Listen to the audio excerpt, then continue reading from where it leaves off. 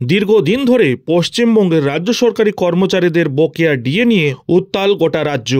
কেন্দ্রীয় হারে ডিএর দাবি জানিয়ে আসছে দীর্ঘদিন ধরে। এই মুহূর্তে রাজ্যের সরকারি কর্মচারীরা 14% হারে মহার্ঘ ভাতা পাচ্ছেন।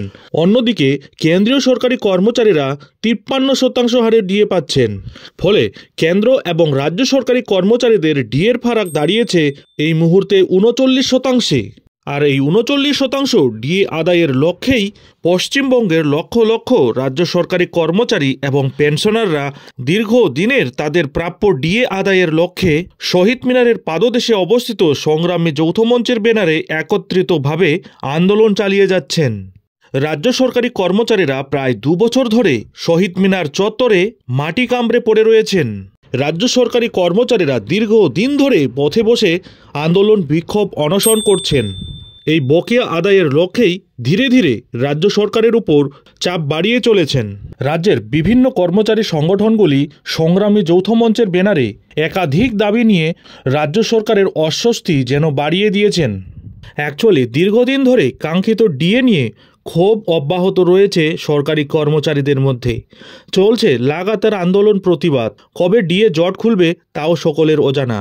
আর এদিকে 2 দিন বাদেই বছর শেষ, আর নতুন বছর শুরু হওয়ার আগেই এবার রাজ্য সরকারি কর্মচারীদের চরম হুঁশিয়ারি।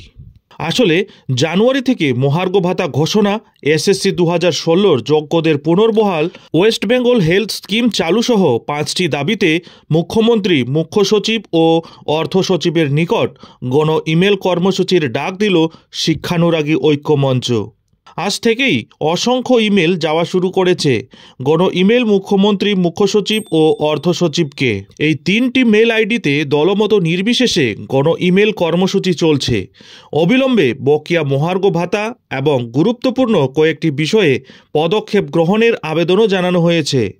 পশ্চিমবঙ্গ সরকারের অধীন বিভিন্ন প্রতিষ্ঠানের শিক্ষক, শিক্ষাকর্মী ও সরকারের বিভিন্ন দপ্তরে কর্মরত বেতনভোগ কর্মচারী ও অবসরপ্রাপ্তরা দীর্ঘদিন ধরে তাদের প্রাপ্য মহার্ঘ ভাতা থেকে বঞ্চিত।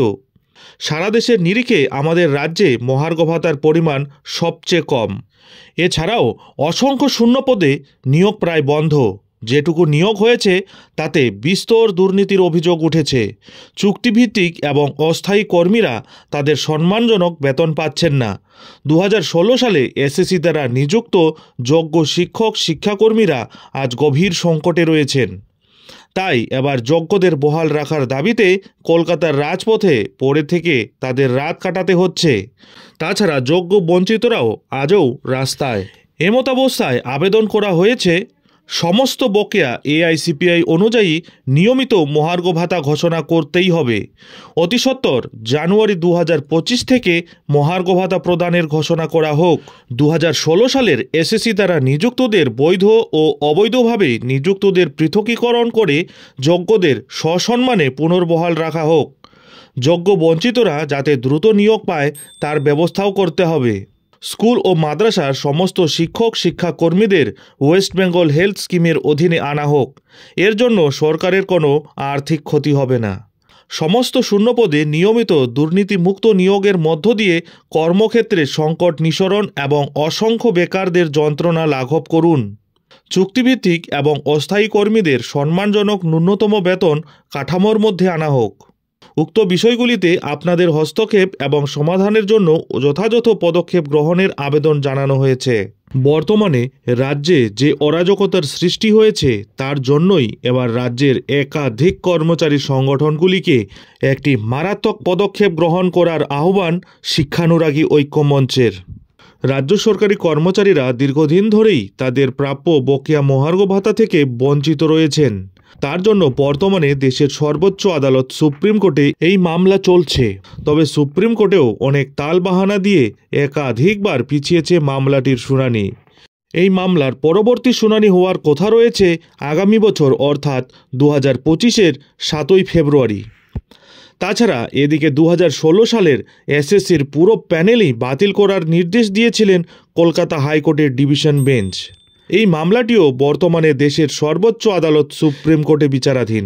কলকাতা হাইকোর্টের এই চরম নির্দেশের ফলে সাথে সাথে চাকরি চলে গিয়েছিল 25,753 জন শিক্ষক, শিক্ষিকা এবং শিক্ষাকর্মীদের। যদিও পরবর্তীতে আপাতত সুপ্রিম কোর্ট এই মামলায় স্থগিতাদেশ দিয়েছে, তবুও বর্তমানে যোগ্য হয়েও কিছু অযোগ্যদের এবং সরকারের কিছু ভুলের কারণে মারাত্মক অনিশ্চয়তার মধ্যে ভুগছেন এই সব চাকরিহারা শিক্ষক, শিক্ষিকা এবং শিক্ষাকর্মীরা।